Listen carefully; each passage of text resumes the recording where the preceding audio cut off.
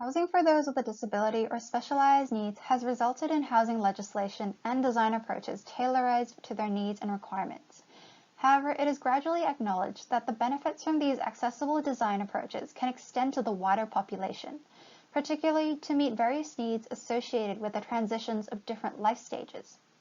Inclusive design can be approached in differing ways, one being adaptable housing, housing that can accommodate emerging lifestyle changes of the occupant. Adaptable housing also acts as that middle ground, where it adopts the popular universal design principles but meets the criteria to be modified as an accessible housing when the opportunity arises. Yet the plethora of definitions, reliance on a deregulated housing market, and the implications of weak housing policies have negatively impacted the actual delivery of adaptable housing in Victoria. My thesis explores the implications of existing adaptable housing policies through the research question, how does the Livable Housing Design Guidelines better guide adaptable housing development in comparison with the Adaptable Housing Standards AS 4299 in Victoria? To conduct the research, I also applied two sub-research questions. 1. Does the Livable Housing Design Guidelines better achieve housing adaptability in comparison with AS 4299? And 2.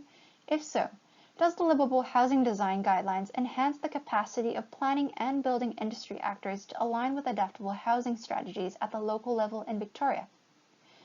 Using a multi-residential development proposal in Western Victoria, certified under the Livable Housing Design Guideline as a case study, I analyzed relevant adaptable housing policy, diagrammatic floor plans, and semi-structured interviews under a thematic framework based on 5 key principles of housing adaptability identified in my literature review.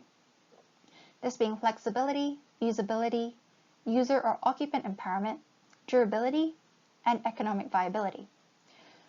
Although my research concludes that the Livable Housing Design Guidelines better achieve adaptability in comparison to AS 4299 with a more inclusive, clearer, and current perspective of housing adaptability, my research wasn't able to conclude whether it enhanced the capacity of planning and building industry actors to align with local level adaptable housing strategies.